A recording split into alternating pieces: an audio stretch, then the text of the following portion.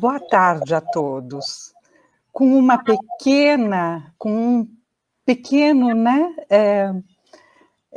atraso, eu cumprimento todos os magistrados de primeiro e segundo graus, na pessoa da querida presidente do tribunal, doutora Ana Marilis Vivacqua de Oliveira Gula.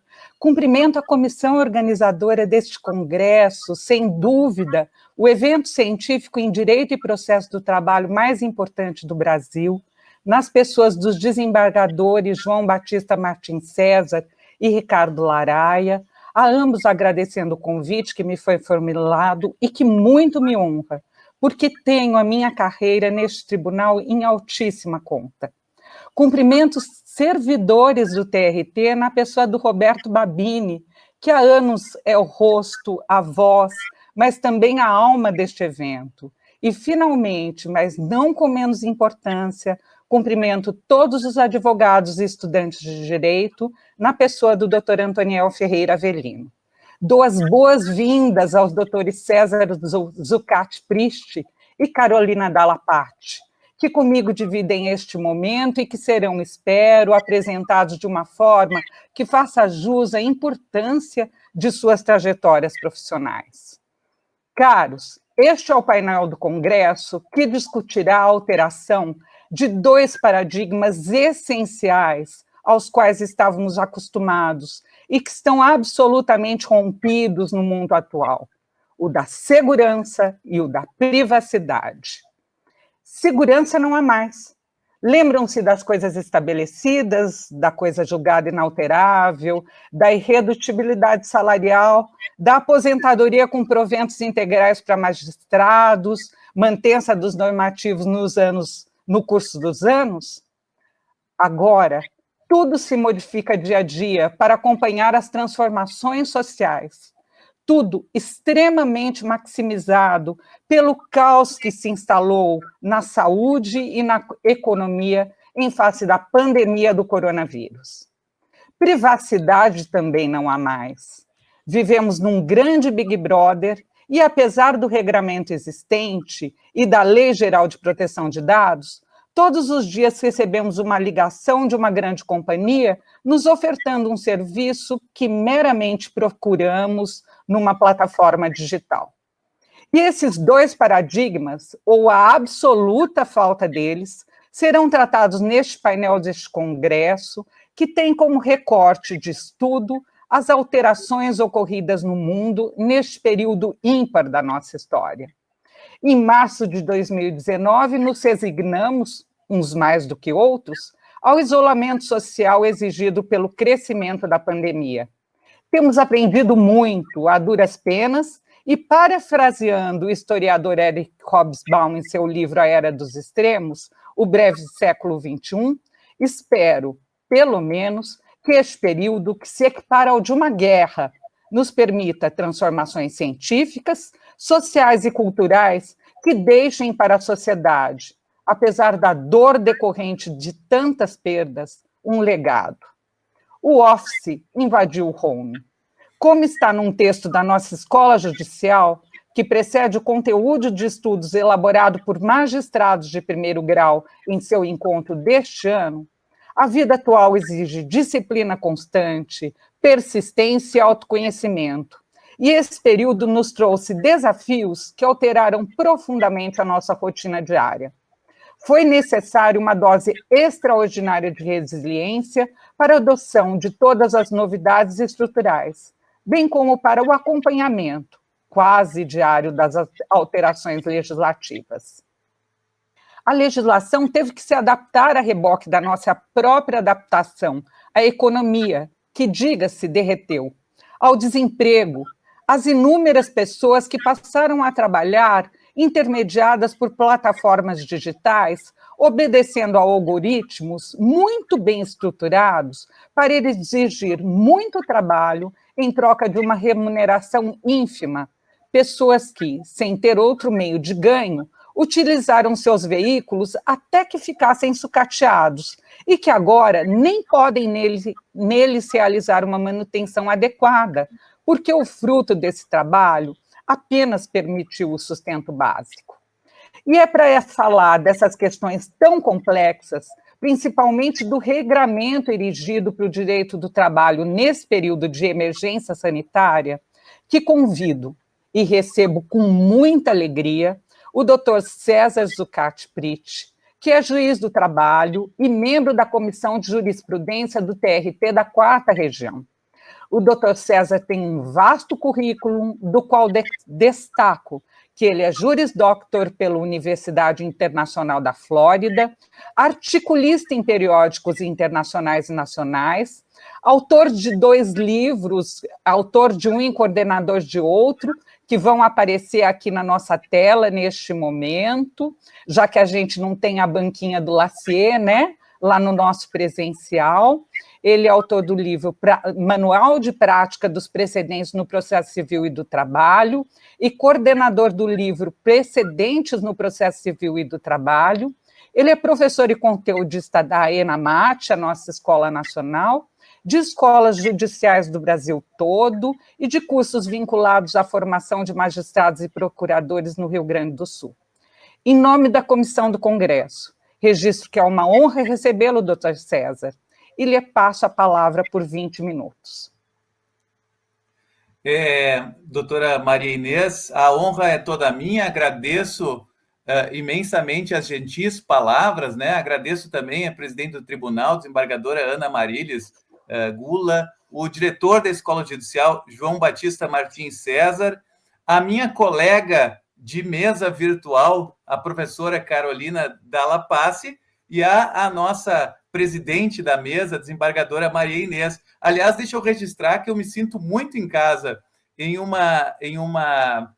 evento cuja presidente da mesa é Maria Inês Correia Cerqueira César, e que eu fui convidado pelo evento pelo desembargador-diretor da Escola Judicial, João Batista Martins César. Mas, brincadeiras à parte, eu gostaria de registrar que é um desafio e tanto nós fazermos um apanhado geral dos normativos trabalhistas que foram, como muito bem colocou a desembargadora Maria Inês, bastante numerosos e bastante complexos para fazer frente a esse contexto equivalente a uma guerra, seja em número de mortos, infelizmente, e seja pela complexidade e pelos impactos na economia. Considerando que nesse gigantesco evento, pela sua importância nacional, conta com uma pleiade de doutrinadores que vão abordar transversalmente diversos aspectos do impacto da pandemia no direito. Essa manhã foi abordado na América Latina e na Europa, o impacto vai ser abordado também do ponto de vista processual, as ações coletivas, as mudanças, o rito emergencial de audiências e o rito emergencial processual impactado pela pandemia, questões de tutela de urgência e de execução.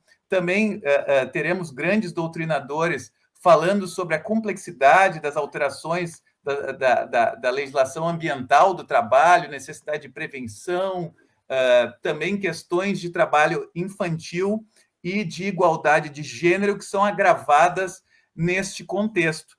A mim, então, eu gostaria de fazer, dentro do tempo que me cabe, um corte transversal da parte dogmática, da teia normativa, do verdadeiro emaranhado que se criou de uma forma rápida, de uma forma que teve que fazer frente emergencialmente a essa emergência, seja do ponto de vista da necessidade de evitar um caos econômico, seja do ponto de vista de evitar uma disseminação explosiva e irreversível da doença.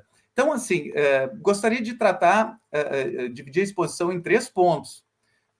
De forma principal, verificar as características que unem, que tornam esse direito emergencial do trabalho um nanossistema dentro do microsistema do direito perene do trabalho, digamos assim, examinar, ou melhor, apresentar os normativos mais importantes para que nós tenhamos uma visão global e pensar em termos do presente para o futuro, em termos prospectivos, o que fica do ponto de vista jurídico, que fica para o ramo judiciário trabalhista deste direito emergencial. Inicialmente, gostaria de dizer que a principal característica do direito emergencial do trabalho é que é a excepcionalidade. Ele se constrói no contexto da emergência sanitária, de uma emergência sanitária extrema, e veja bem, o Brasil, como diz a sabedoria popular, ele já está em crise desde o descobrimento. Mas isto que está acontecendo agora não é uma crise habitual, é uma crise planetária que, equivalente a isso, só nas grandes guerras e só do ponto de vista sanitário, a última situação similar ocorreu em 1918 com a gripe espanhola, que também matou muitos milhões de pessoas. E neste contexto, não existe talvez nenhuma pessoa no planeta que não saiba o que está acontecendo. Tamanha é a extensão do problema. Talvez uma pessoa que estivesse em coma antes de fevereiro de 2019 e acordasse no pico da pandemia, nem iria saber reconhecer o planeta em que vive, com as ruas desertas, com as escolas vazias, com as pessoas todas escondidas nas suas casas, tentando se precaver da contaminação, e com alguns estabelecimentos que não têm como funcionar sem a presencialidade, as pessoas trabalhando com medo da contaminação. Então, nesse contexto, nós tivemos uma produção normativa vertiginosa. Certamente, nós da área trabalhista, nesses últimos 2 anos, de monotonia é um problema que nós não teremos, afinal, eram 11 horas da noite e se esperava que o governo publicasse mais um normativo, mais uma medida provisória. Enfim, era uma produção legislativa, uma produção normativa premente, frequente e vertiginosa. Nesse contexto do direito emergencial, nós não estamos falando do passado enquanto juristas. Geralmente, no direito, nós estudamos o passado, nós estudamos o que aconteceu, como evoluiu a normatividade, nós estudamos a jurisprudência, nós vamos construindo a doutrina de uma forma um pouco mais calma, digamos assim, relatando aspectos passados. Neste momento, nós estamos escrevendo o direito em páginas em branco, porque é um direito que ele vai sendo construído de uma forma quase assodada, e nós, enquanto escritores jurídicos, nós atuamos quase de uma forma jornalística, quase como correspondentes de guerra, relatando o que está acontecendo e buscando extrair um sentido disso e apontar pautas de decisão.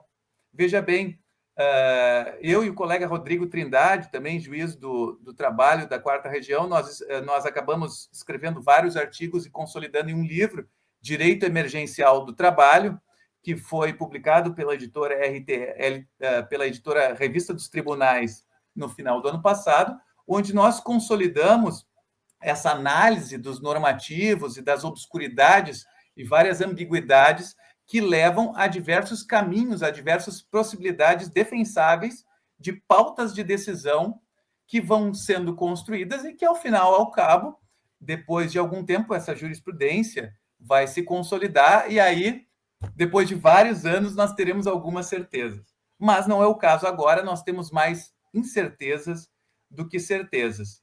A excepcionalidade que eu comentei, essa característica principal desse sistema, ela inspira uma grande cautela hermenêutica.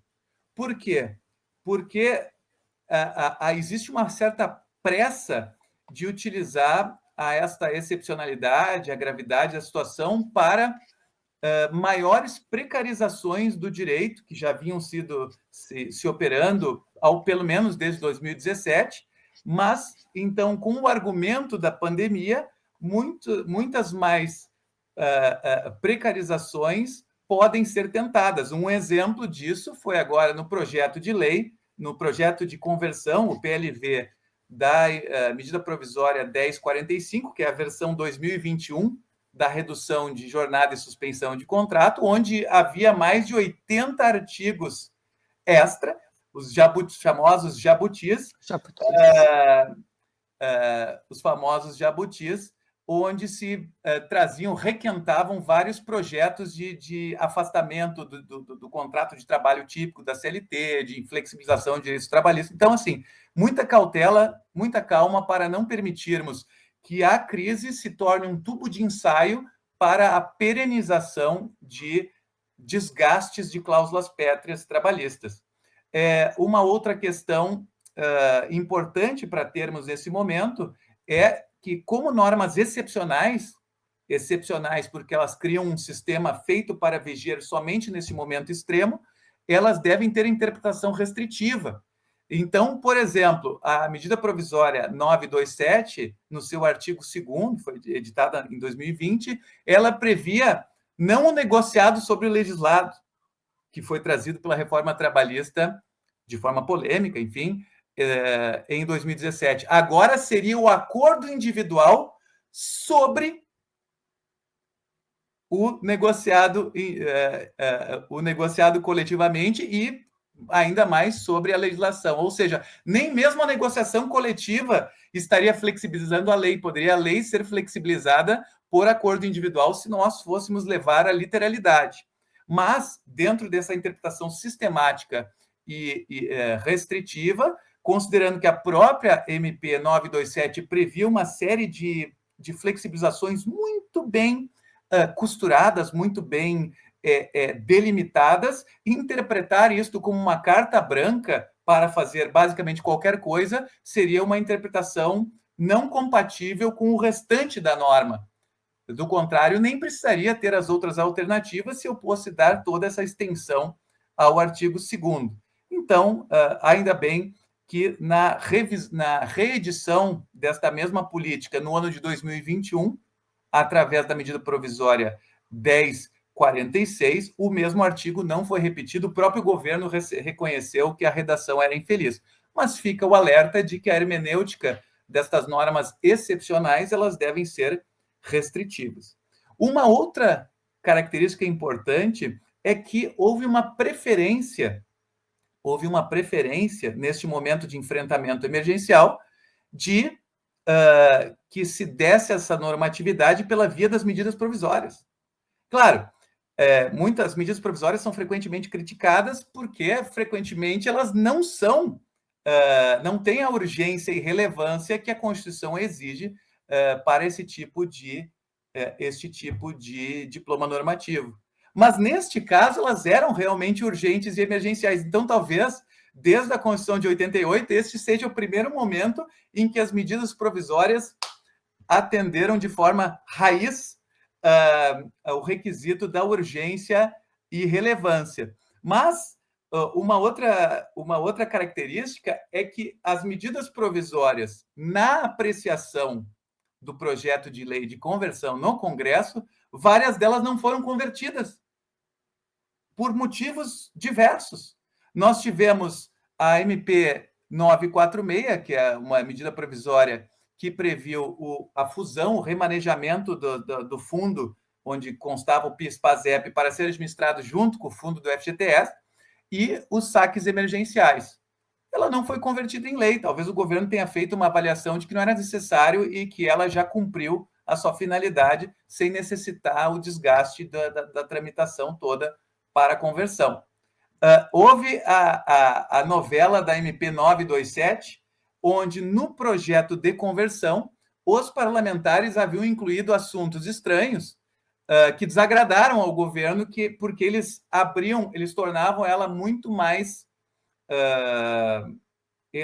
alcançavam ao empresário com problemas várias outras alternativas de desoneração da folha. E o parlamento entendia que poderia fomentar o emprego dessa forma. O governo entendeu que seria um desgaste talvez muito grande deixar ela ser convertida para depois vetar esses artigos, e ele orientou a sua bancada a não conversão em lei. Então, ficamos com este primeiro grande diploma da pandemia, a MP 927, com várias das principais medidas, simplesmente caducada.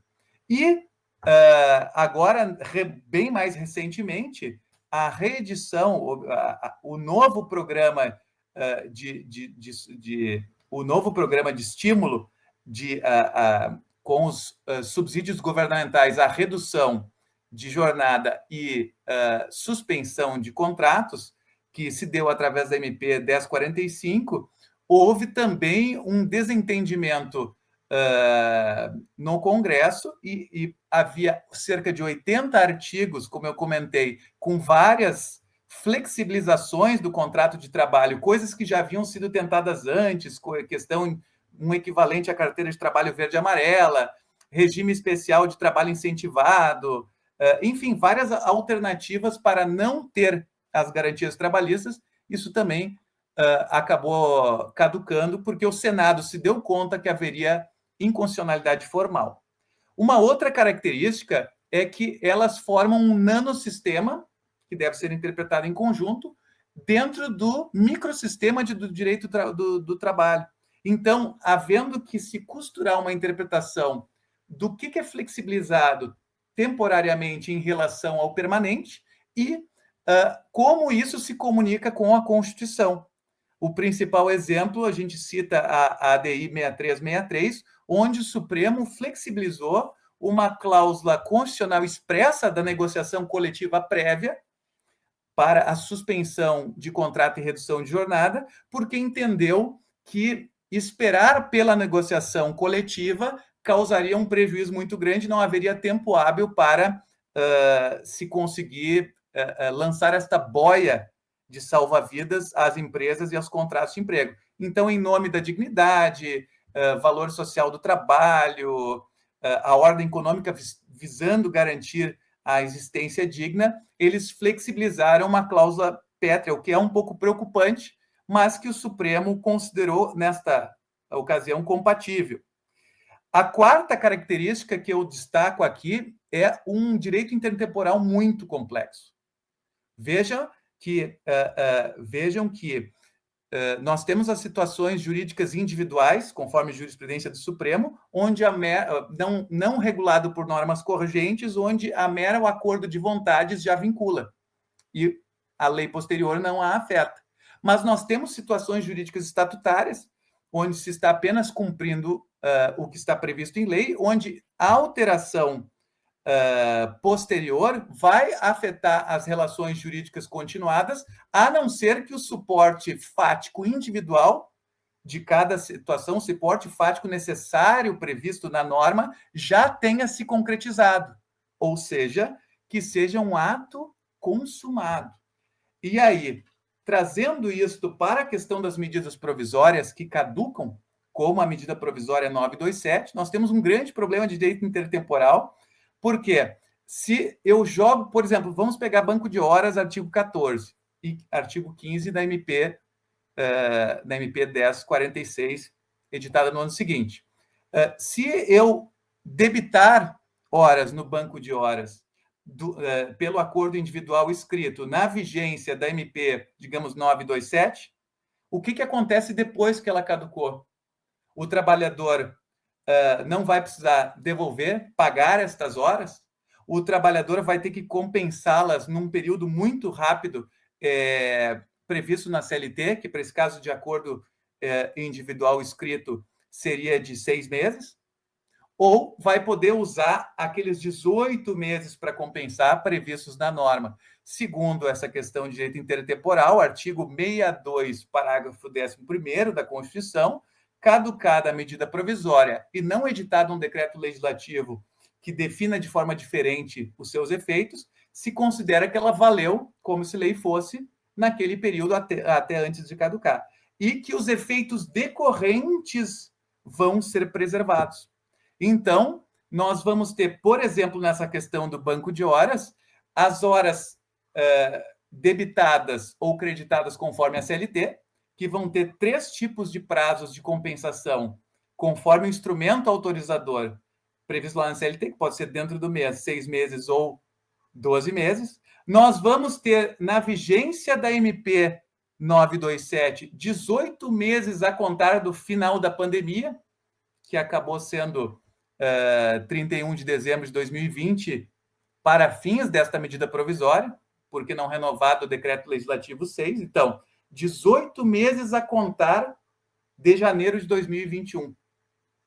E para a nova MP da mesma matéria, MP 1046, 18 meses a contar da caducidade do 150º dia de vigência da MP, que é a data em que ela caducou, 26 de agosto de 2021. Então, eu vou ter três prazos diferentes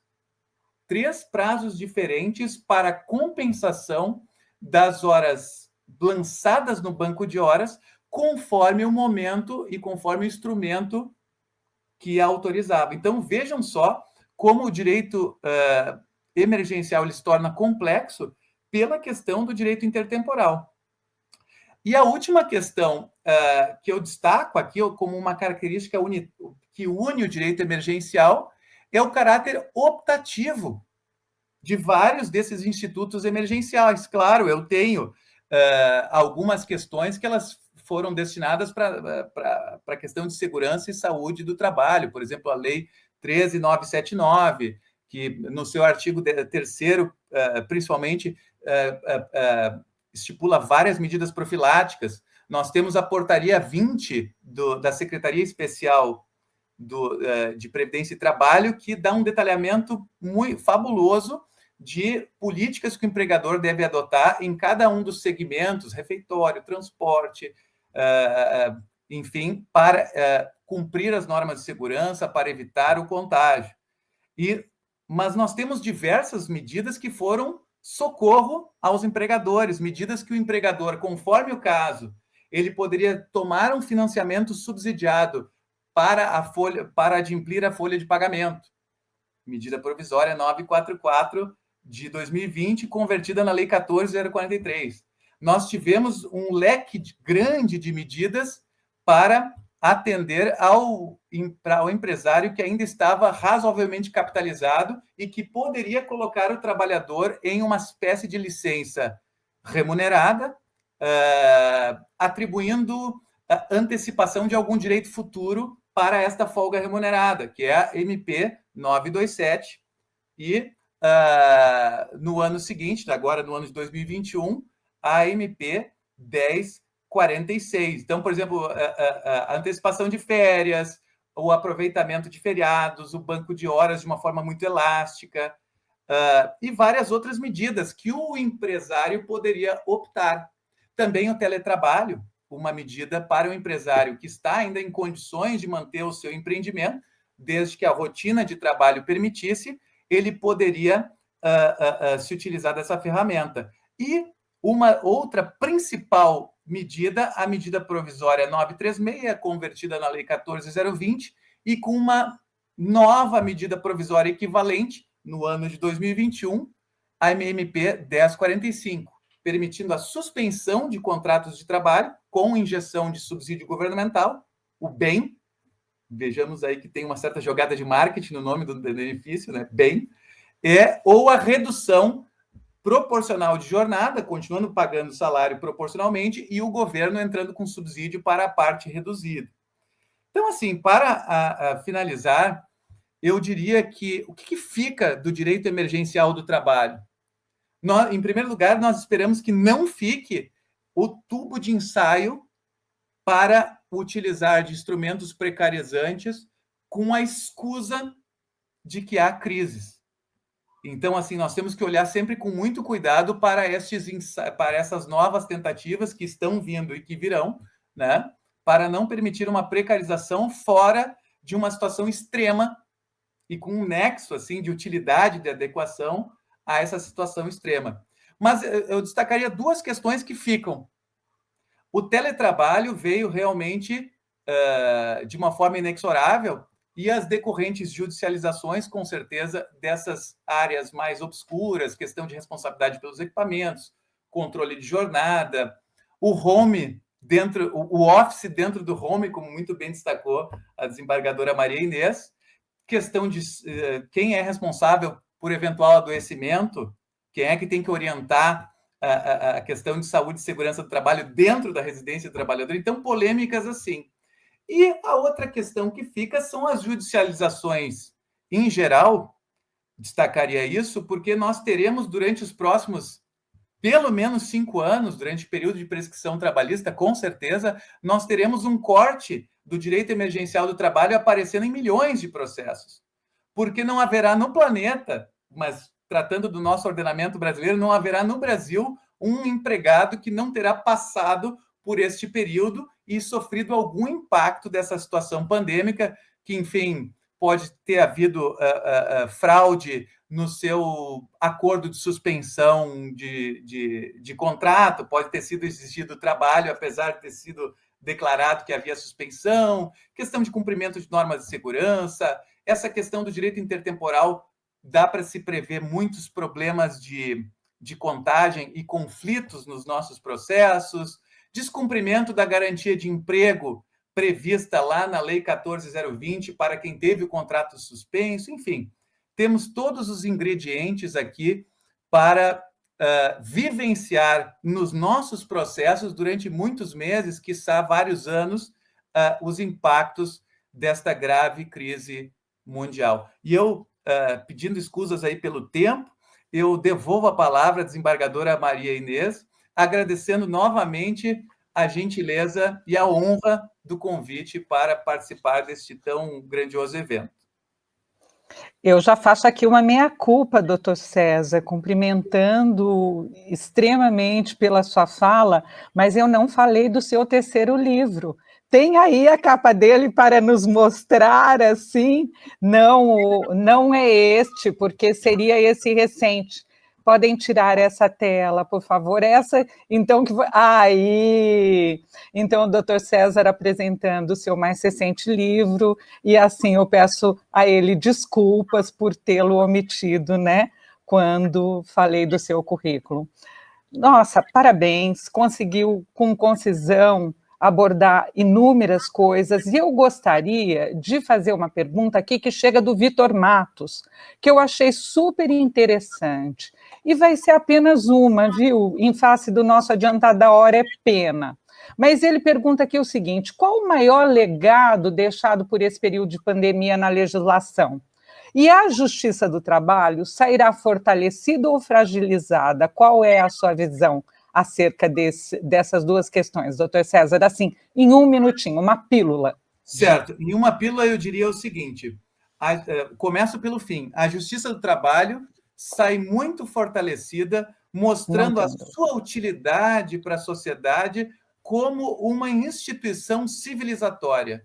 Não fosse a Justiça do Trabalho atenta e julgando com equilíbrio esses conflitos tão explosivos, seja os conflitos de massa, há várias demissões em massa que foram evitadas pela mediação pré-processual feita pelos nossos tribunais, pelos nossos desembargadores dos tribunais regionais do trabalho. Seja pela fiscalização, eu não diria fiscalização, mas pela justa repressão às infrações normativas nos nossos processos individuais, que nós sabemos que acabam estimulando o empregador a investir em segurança do trabalho e a cumprir corretamente e não lesar os trabalhadores, sabendo que, chegando num processo judicial, ele será tratado com respeito, com equilíbrio, mas com o devido rigor que a norma pede. E quanto à questão da legislação, eu diria que, dentro da realidade do que foi possível, meu Deus, em semanas foram 4, 5, 7 normas novas.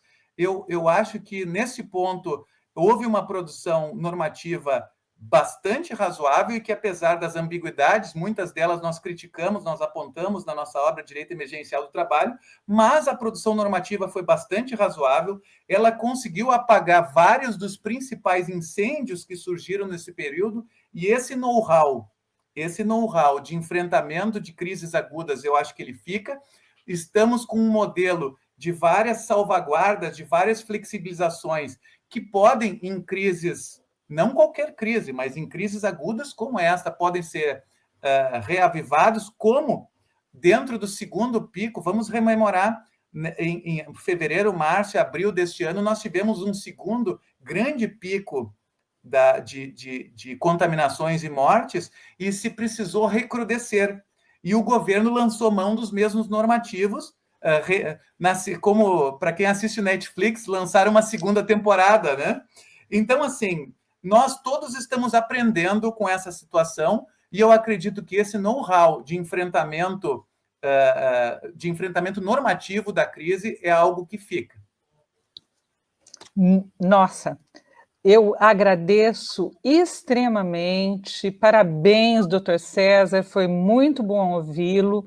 E em face do adiantado, então, da nossa hora aqui, eu tenho a honra de apresentar a professora Carolina Dallaparte, que é doutoranda em Direito do Estado pela Universidade de São Paulo, onde concluiu seu mestrado, especialista em Direito Administrativo pela Fundação Getúlio Vargas, professora de Direito Digital da Universidade São Judas Tadeu, e instrutora de Direito Digital do Opus Bloom Academy. A professora Carolina vai nos auxiliar a compreender a Lei Geral de Proteção de Dados e o direito à intimidade e à tutela laboral. Com a palavra, doutora Carolina, pelo mesmo tempo concedido ao doutor César, sinta-se igualmente muito bem-vinda, muito acolhida e verdadeiramente abraçada.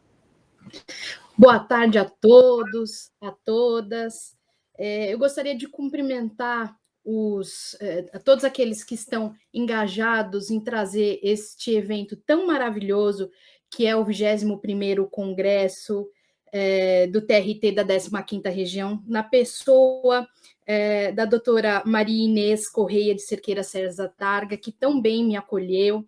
Também gostaria de cumprimentar meu colega de mesa, o doutor César Zucati Prit, e a todos vocês, magistrados, magistradas, advogados, advogadas, e aos meus queridos colegas estudantes de Direito, sejam todos muito bem-vindos, e agradeço a todos aí pela audiência.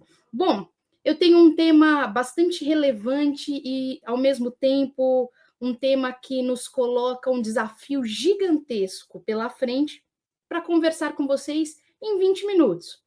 Então, na verdade, eu gosto de dizer que se trata de um despertar de todos nós para uma nova realidade que vai trazer a todos uma nova proteção, uma proteção essencial em tempos tão distintos, nessa transição que nós estamos fazendo verdadeiramente para o futuro.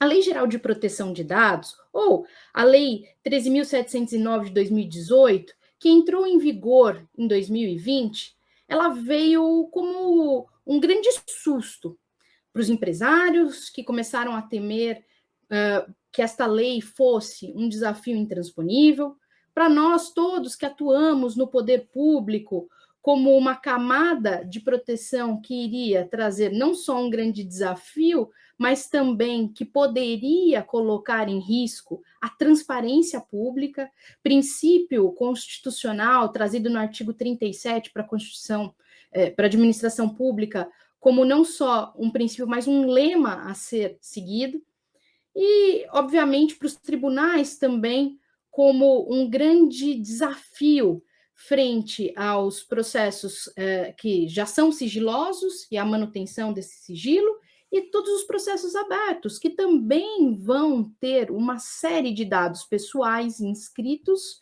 e que vão, então, passar a necessitar de uma nova proteção, de um novo olhar. Mas eu sempre digo para todo mundo, você já parou para pensar qual foi a última vez que você pensou efetivamente na palavra privacidade? A gente pensa em privacidade geralmente quando a gente perde a privacidade. Seja porque o nosso telefone foi vazado e agora faz parte de um mailing de leads, e nós somos constantemente incomodados por ligações de operadoras de telefonia móvel, algumas vezes, por que não, por empresas que cuidam de funeral e enterro, e eu sempre brinco que é um momento bastante interessante, a gente atende o telefone e já pensa, será que minha vida está em risco? Será que está acontecendo alguma coisa? Alguém sabe se eu estou doente? Especialmente porque a gente pensa em como os algoritmos hoje conseguem, com uma previsibilidade gigantesca, dizer não só sobre nossos hábitos e também sobre aquilo que nós temos maior apreço, mas muito da nossa saúde e daquilo que nós estamos vivenciando, porque, afinal de contas, a tecnologia nos rodeia. Então, em geral, a gente pensa na privacidade nesses momentos. Mas a privacidade, ela já é um direito bastante consolidado e que está em nossas vidas desde essa estrutura estatal que nos é familiar, ou seja, do pós-guerra, do pós-Segunda Guerra Mundial. A privacidade, ela consta como direito a partir da Declaração Universal dos Direitos Humanos, em 1945, e integra um rol especial de direitos que nos foi dado a partir da constatação de que o Estado tem o dever de nos entregar uma série de direitos fundamentais, de direitos humanos, e que a privacidade, sendo imprescindível, também, então, estaria neste rol de direitos humanos. Pois bem, se a privacidade não é nenhum tipo de novidade, como que a gente vai lidar com ela hoje? Ora, da mesma maneira como estamos lidando desde então, mas agora com os instrumentos necessários, com os meios concretos para protegê-la num universo tecnológico. Um primeiro regramento a ser observado e bastante interessante para nós é, com certeza, o Regulamento Geral de Proteção de Dados da União Europeia, né, que a gente chama de GDPR, que vem da sigla em inglês. No Regulamento Geral de Proteção de Dados é que nós começamos a ver, na prática, pela primeira vez, como a proteção da privacidade está ligada à proteção dos dados pessoais. É ali que a gente começa a ver uma estrutura mais robusta que vai se preocupar na relação entre controladores, operadores e titulares de dados. No Brasil, esta lei que vai trazer maior concretude ao diálogo entre privacidade e proteção de dados é a Lei Geral de Proteção de Dados, que eu acabei de citar, e que inaugura para nós um momento ímpar. E o que eu diria que está só começando, e que por isso vai nos dar a oportunidade de trazer para nosso dia a dia uma cultura.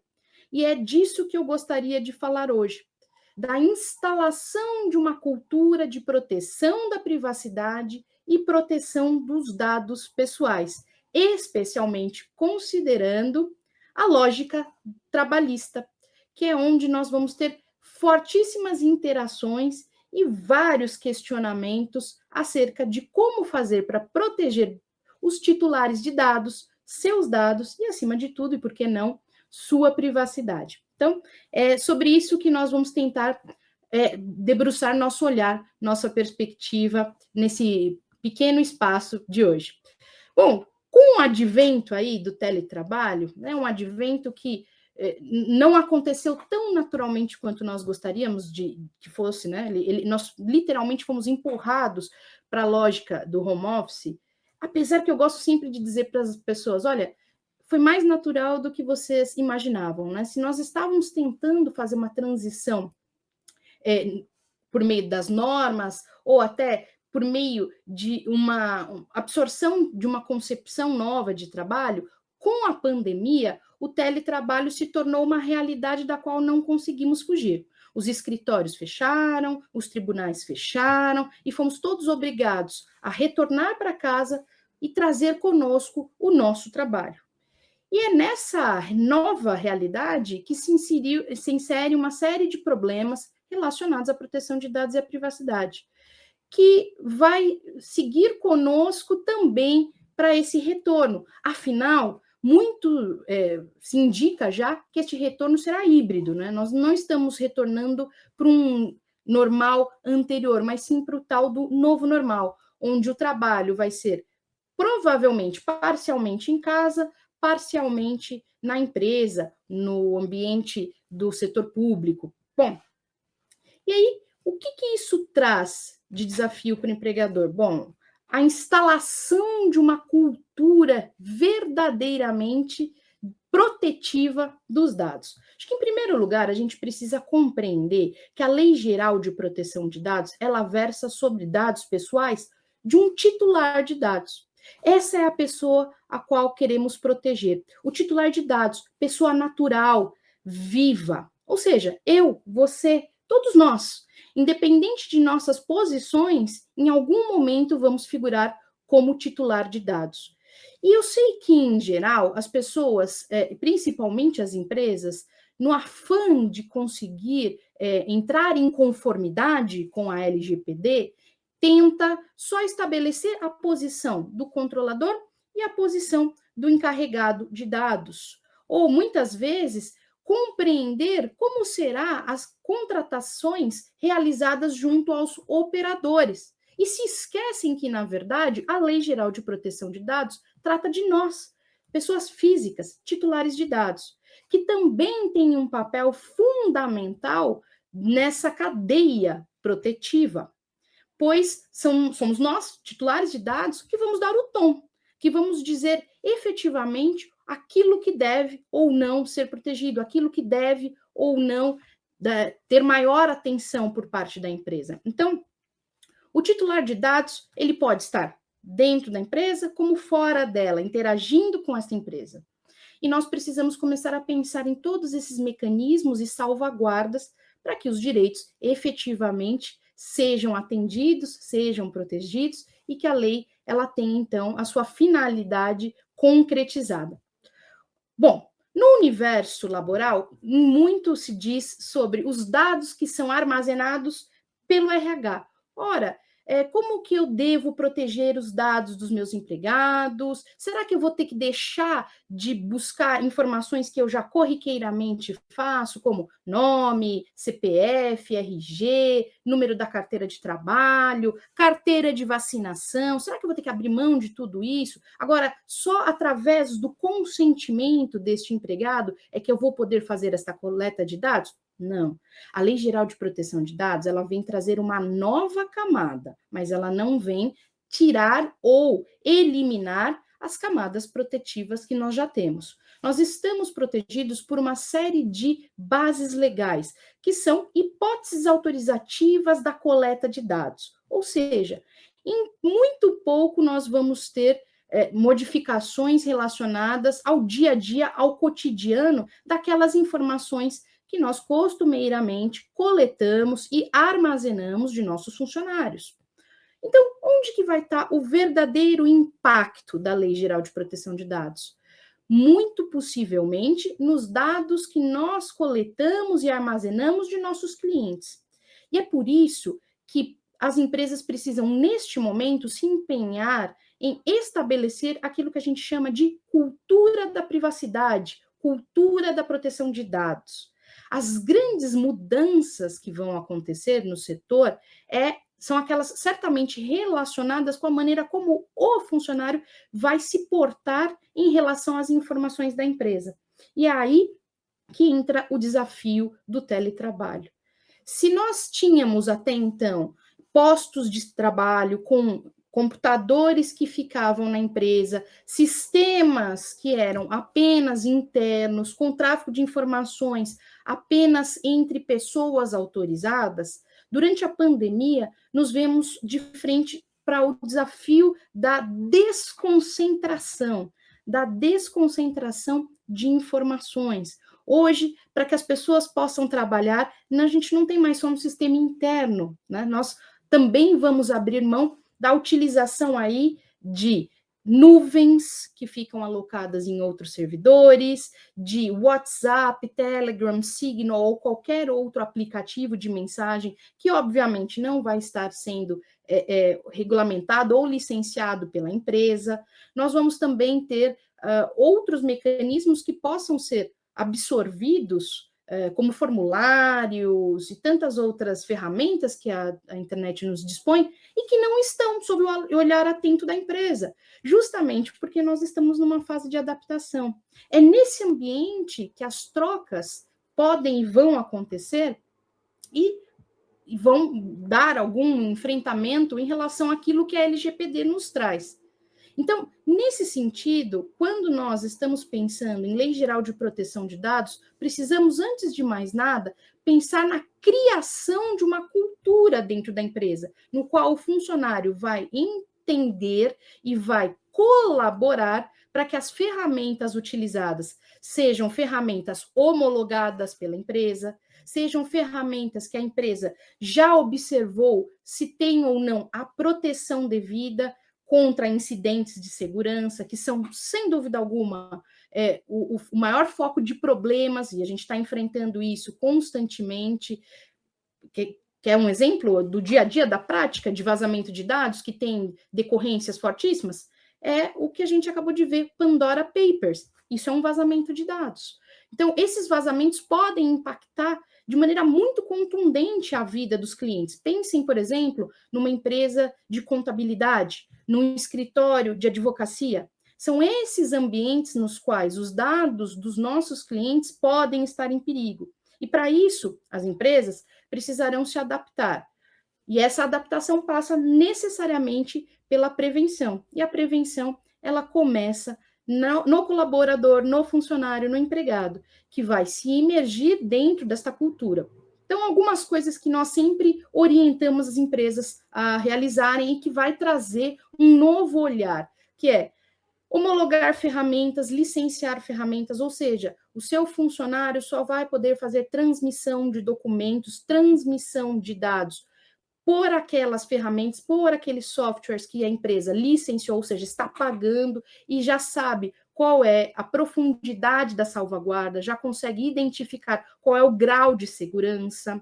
Nós também vamos precisar orientar os nossos funcionários a não tramitar documentação por WhatsApp, por Telegram, por Signal, que essas ferramentas sejam usadas para uma estrita comunicação entre colaboradores, para que não ocorra nenhum tipo de incidente, principalmente aqueles incidentes mais simples, de tráfico de documentos contendo dados pessoais para pessoas que não são da empresa. Quantas vezes, na ansiedade de mandar rapidamente um documento, a gente pensa num destinatário e acaba enviando para outro?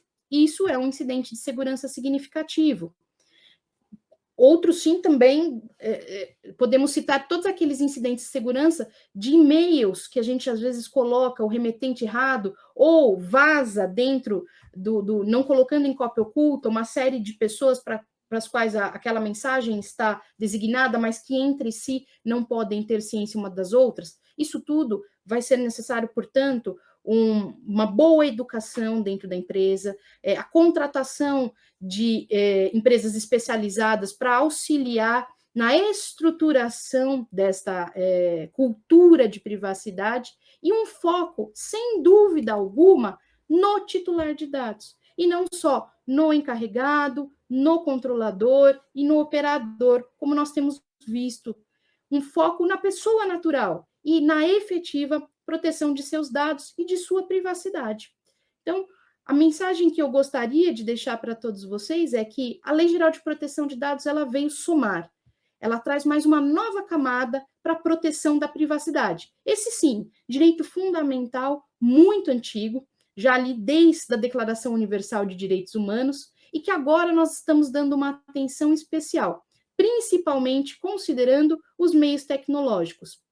Quanto a todos nós, operadores do direito, seja o magistrado, o advogado, a percepção é de que os dados precisam ser protegidos a partir dos titulares, a partir de nós mesmos, e que é só por meio da instalação de uma efetiva cultura é que nós vamos alcançar esse objetivo, esta finalidade tão clara e tão bela que a Lei Geral de Proteção de Dados traz até nós. Bom, acho que por enquanto é isso. Eu fico à disposição, doutora Maria Inês. Parabéns, doutora. O meu sentimento é que realmente nós estamos preocupados com algo que perdemos, mas perdemos mesmo, né? Com essa coisa de que nós vivemos num Big Brother, de que os nossos dados, a qualquer momento, podem ser enviados por um WhatsApp. Eu, por exemplo, tive o meu telefone clonado, e para uma das pessoas, vejam bem, para as quais pediram dinheiro, foi a então vice-presidente do tribunal, hoje a nossa presidente.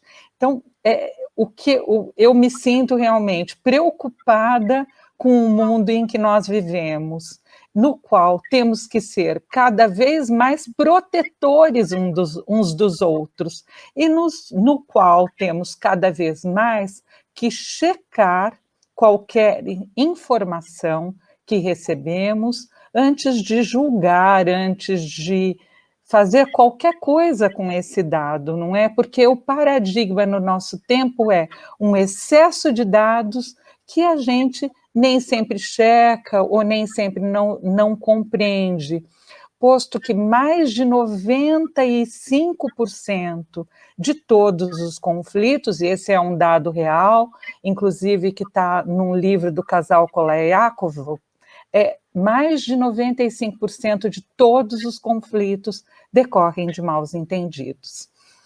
Doutora, muito obrigada, doutora Carolina, muito mesmo pela sua reflexão, não é? E em face aqui do nosso adiantado da hora, eu gostaria de agradecer à doutora Carolina, agradecer ao doutor César e terminar com esse momento aqui no nosso congresso, com uma reflexão realizada pelo ministro Barroso no seu excepcional livro Sem Data Vênia, um olhar sobre o Brasil e o mundo.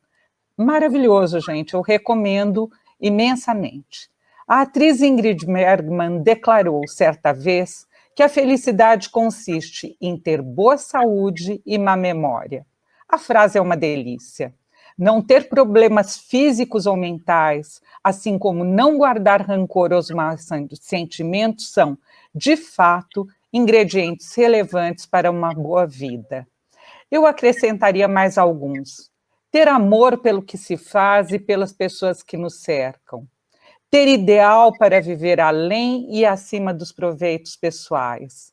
Fazer de si próprio a pessoa que você pode e gostaria de ser.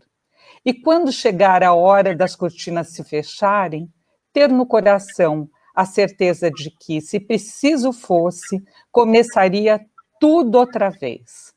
Eu agradeço novamente os nossos brilhantes expositores, destacando duas frases, uma da doutora que nos falou sobre privacidade e outra de quem nos falou sobre esse momento de insegurança até legislativa que nós vivemos. O Estado tem o dever de efetivar direitos humanos básicos. E a Justiça do Trabalho tornou-se, como nunca, uma instituição civilizatória. Vida longa a esta Justiça do Trabalho, vida longa ao Tribunal Regional do Trabalho da 15ª Região e a todos os seus membros, que são, segundo o relatório Justiça e Números, o tribunal mais produtivo do país. Parabéns a todos, muito obrigado, doutores, pela perfeita participação, e eu declaro encerrada essa atividade.